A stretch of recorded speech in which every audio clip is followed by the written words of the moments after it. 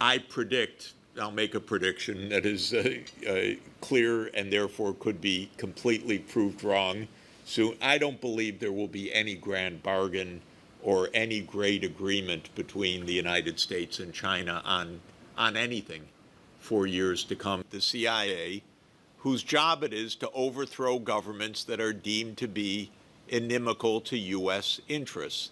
And the CIA has engaged in probably about 100 regime change operations around the world since 1947. I think it's a mess, not a strategy. When you do this, you reach a kind of caricature. Elon Musk is a caricature of this.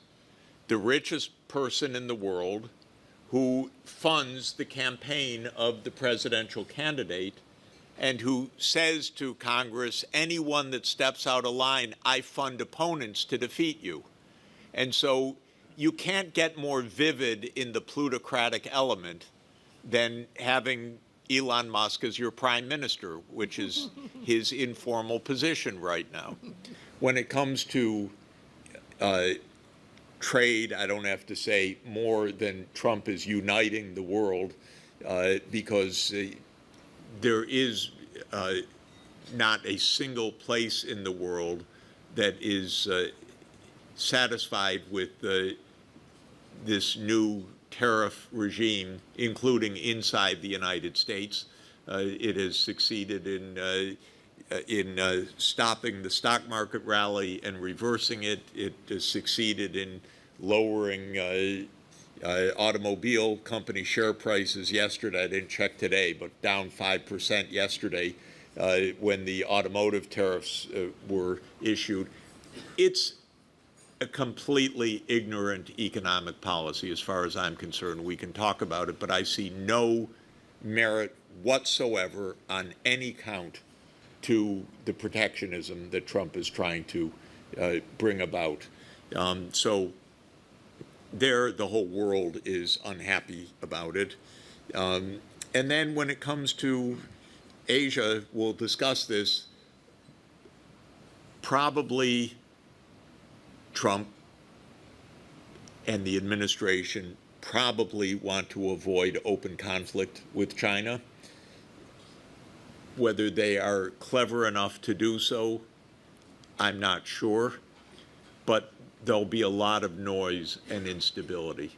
I predict, I'll make a prediction that is clear and therefore could be completely proved wrong soon. I don't believe there will be any grand bargain or any great agreement between the United States and China on anything for years to come, because I think the U.S. administration is too unstable for anything like that, because any serious agreements require consideration and strategy. I, for one, don't believe that we have any of that in Washington now. I think we have improvisation, no role of Congress, basically a one-man show, executive orders, mostly illegal, court challenges that are proliferating by the day. So I think it's a mess, not a strategy. Well, I hope that explains why I'm not welcome in Washington. I don't think I would let you eat too much, Jeff. Afterwards, Please. I'll take you to McDonald's. Just a couple of questions. So where do you think America is heading? I agree with you from my personal perspective that America has been more wrong than right in terms of its foreign policy for the last couple of decades. So where do you think America is heading? Let's not forget the domestic issues. And the domestic issue, I've written about this, that the United States cannot beat China. I'm trying to give them a few minutes to eat. The United States cannot beat China. China for sure cannot beat America. Yep. So it's not a matter of who will win. It's a matter of who will not lose. And if anybody loses, I don't think it will be because of the other party, but rather it will be because of the domestic situation. I don't know if you agree with that. Yep. So how do you see the America America's domestic situation. After all, you are an economist by training, and of course, you have gone into many other things. So tell us. The U.S.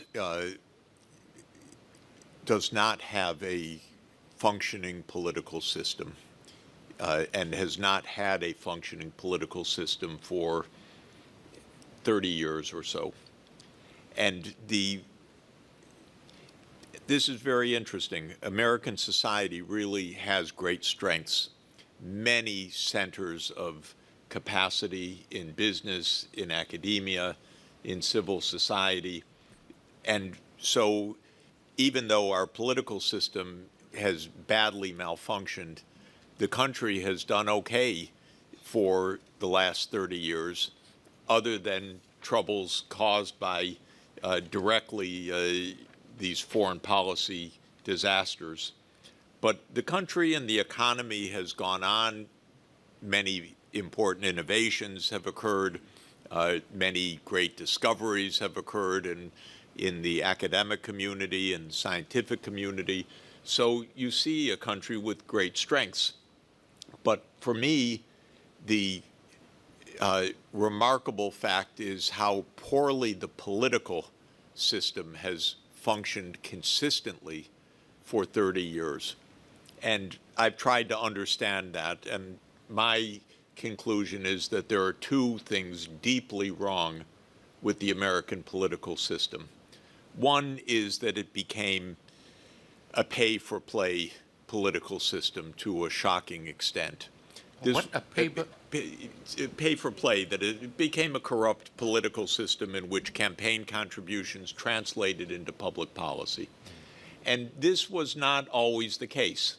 The role of lobbying changed in the United States, starting systematically in the 1970s.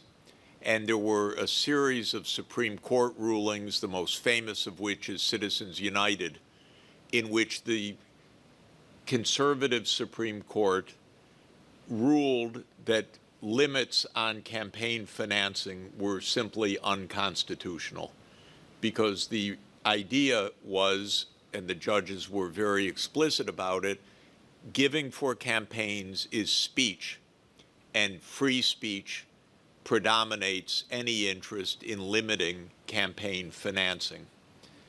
This was a doctrine put forward by one judge, Lewis Powell, and it's a very interesting history, because Lewis Powell was a corporate lawyer.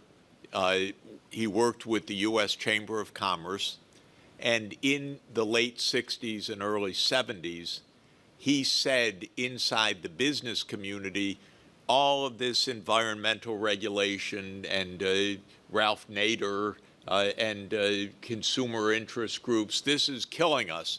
The business community has to retake politics.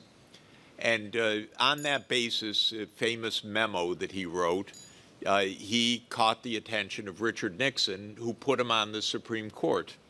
And a few years after that, he wrote the first opinion ending limits on corporate campaign contributions. It was a concerted strategy, and several decisions basically eliminated any boundaries of giving. When you do this, you reach a kind of caricature. Elon Musk is a caricature of this. The richest person in the world who funds the campaign of the presidential candidate and who says to Congress, anyone that steps out of line, I fund opponents to defeat you. And so you can't get more vivid in the plutocratic element than having Elon Musk as your prime minister, which is his informal position right now. And this is how American politics really degenerated terribly over a 30-year period. I once was in the presence of a Democratic Party member of Congress, and I asked her about some terrible decision Congress made on health care costs. And she literally put her face in her hands and said, the lobbies, the lobbies. it became overwhelming, the money play. And because of this, all of the issues of American society, of inequality, of the widening gaps between different classes in America, of the growth of the poor underclass, of the epidemics of deaths of despair that you all know about, which are very serious afflictions of American society, not one of them was addressed in public policy. There has been no effort once in 30 years to address inequality in the United States, to address, we have an epidemic of opioids and everything else. Who gets blamed? China, of course. China, fentanyl precursors. Who takes the opioids? It's the Americans. So this is an example.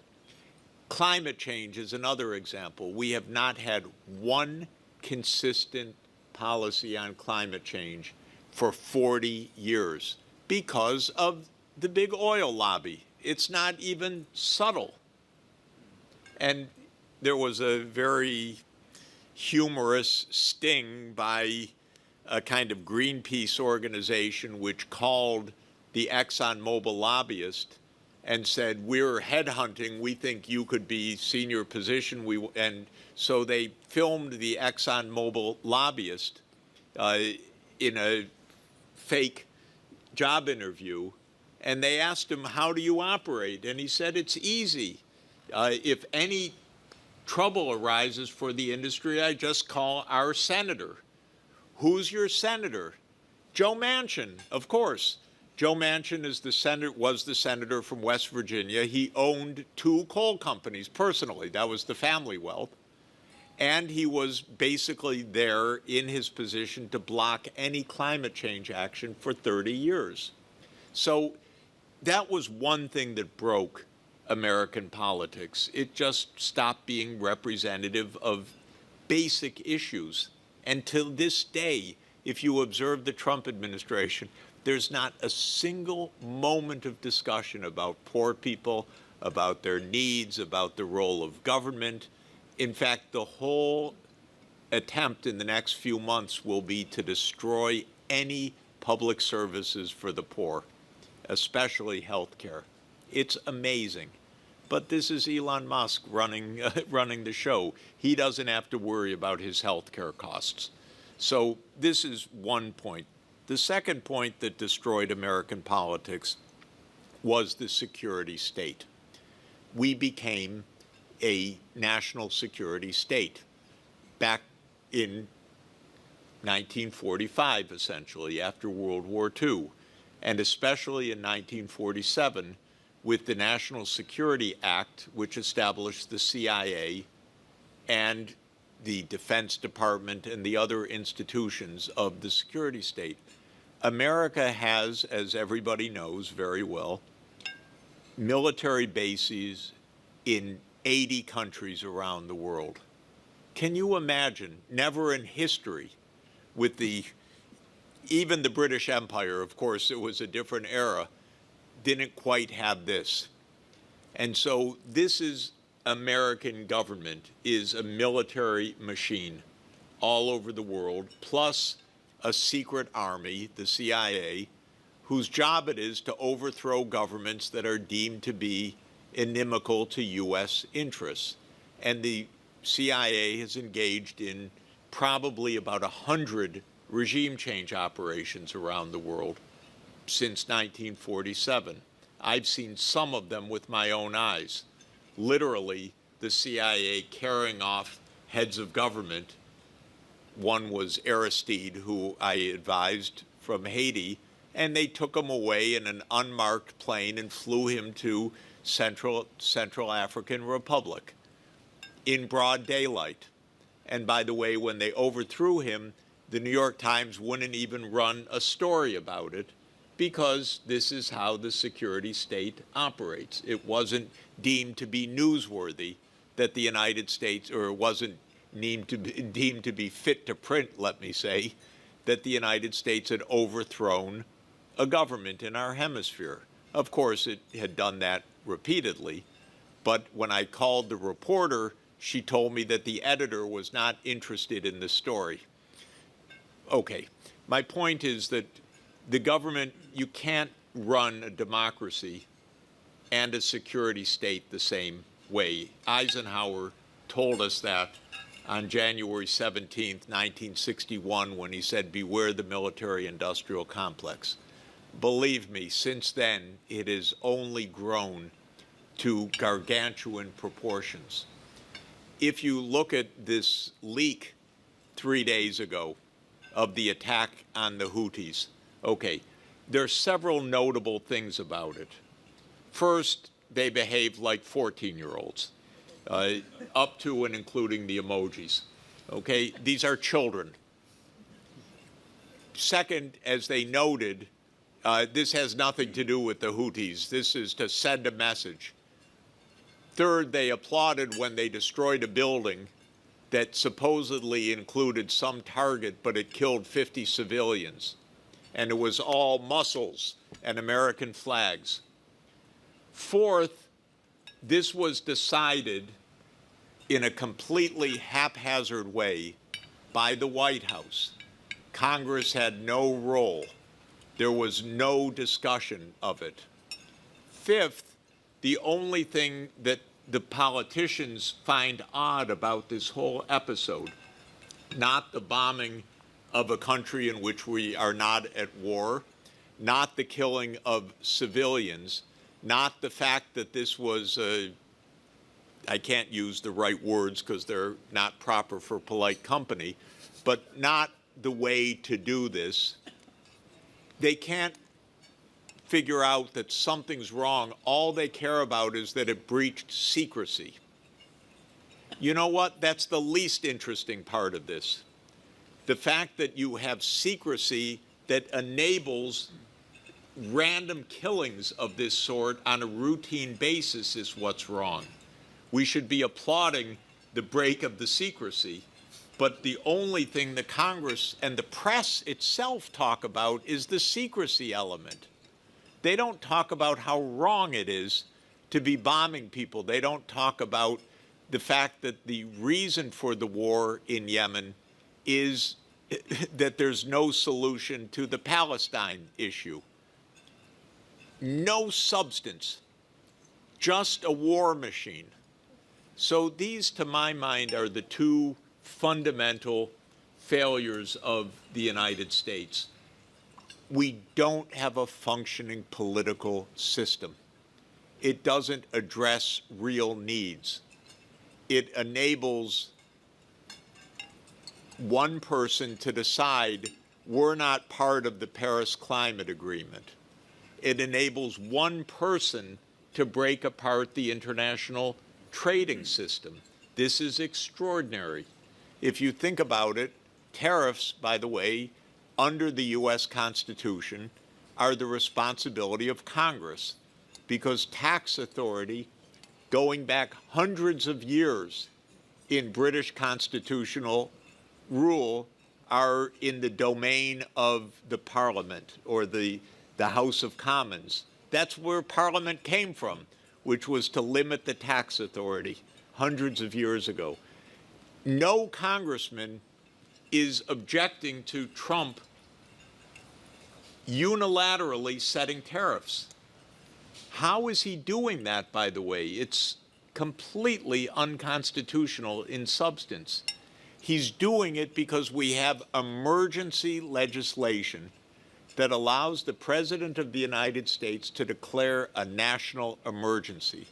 So the tariffs on China are under a fentanyl emergency. Can you imagine how artificial that is, how bogus that is, how it has nothing to do with the issues at hand, but also how not a single member of Congress stands up and says, you're taking our authority. If we had a functioning Congress, a congressman would stand up and say, this is our responsibility. You cannot appropriate the voice of the people. This is what revolutions are supposed to be about, that the king of England could not set taxes on the colonies. That's how we started. Now we have a mad king who sets taxes day by day. And Congress has no interest in even intervening in that subject. So this is the essential problem. The country works fine on areas where you don't need a government, but it fails on every area where you do. Our infrastructure fails, the inequalities, the environment, the environmental protection, all of it is failing badly because we don't have a functioning government in the United States. Jeff? More reasons why they don't like me in Washington. Jeff, you have been a friend for many years. Sonia is not the biggest lady I've seen. And is your life ever at risk? I'm just asking on behalf of others. Maybe from Sonia. Then you're in good shape. But I don't think so. I think the capacity of the U.S. government to utterly ignore me is inexhaustible. And that is actually, in my view, really the truth. If I were a student on a student visa, I would be dragged out of our house, no doubt, because that's what's happening to our students right now, day by day. I don't know what will happen in the U.S. in general. It could get worse. It really could get worse. I've used, since I've been in China for the last week, I have used semi-jocularly, but not entirely, the Cultural Revolution meme. We are in a bit of a cultural revolution in the United States. It's played as culture wars, but basically we have a leader who wants to destroy parts of government. This is clear. This is Elon is doing that work. What the real purpose is not completely clear. Maybe I'll just mention actually one very important point to understand. I think everybody knows it, but let me emphasize it. One of the core points of failure of politics in the United States is the budget. Because if you are governed by lobbying and by campaign contributions, you cannot have an effective fiscal policy. On the one hand, you have a population which votes, and so you need somehow to not have complete turmoil. And so you can't really cut, so far, Social Security, for example. You have not been able to cut Medicare or Medicaid. You can't stop paying interest on the debt. And they don't want to stop the military, which is about 3.5% to 4% of GDP if you include everything. If you take those items, the pensions, and including the various kinds of pensions, including veterans benefits, and the health care, and the interest on the debt, and the military, you have roughly 20% of GDP in spending. Our taxes are around 16% of GDP at the federal level. So you start out, even before you have any domestic programs at all, with a deficit of about 4% of GDP. Now, in our lobby-run politics, the first rule is don't raise taxes. So the taxes, especially on wealthy people. So the highest goal in fiscal policy of the Trump administration is to extend the low taxes that were voted 10 years ago on corporate taxes, which have basically been gutted. We don't collect corporate tax except in a very small amount now, and they want to extend that. Now, our budget deficit includes some public services also, some little bit for infrastructure, which is falling apart, a tiny bit for housing, some for labor, some for education. And that adds up to roughly another 3% of GDP if you include everything, the judicial system, the public administration, all the infrastructure, all the environment, National Science Foundation, everything except the military, the pensions, the health care costs, the interest costs, and a couple of other mandatory things. All civilian government is about 3% of GDP. It's not enough. That's why we solve no social problems in the United States. But if you add in the parts that they don't want to cut or can't touch, plus this meager 3%, you end up with a budget deficit of about 6 to 7% of GDP, which is what we have now. This has been going on for 20 years, so our debt is 100% of GDP and rising. The Congressional Budget Office yesterday issued a new report saying by 2055, the debt will be at 155% of GDP on current policy. So if you keep current policy and just extrapolate for 30 years, we reach 155% of GDP debt. So what is Trump trying to do? Trump is trying to cut taxes relative to baseline. This is all technical because the baseline includes ending some of the tax cuts from 10 years ago. But he wants to extend those. How to do that with such a huge budget deficit? There's no way. There is no way to do this other than to completely destroy the civilian government. And that's what Elon Musk is doing day by day. He's not rooting out waste. He's just closing the government as much as possible.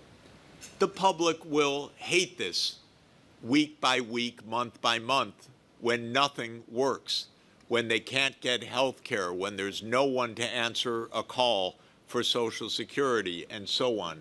And that's where we're heading in the next months. That's why I was saying you can't ask for more funding for Ukraine in that context, period, because there's really going to be at least a public brawl. Trump will win this budget battle, in my best estimation. It will be brutal and ugly to essentially keep the revenues completely inadequate and brutally slash spending for poor people or even working class people in America.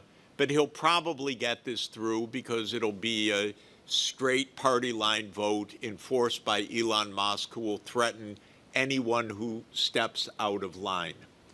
He'll probably win this battle.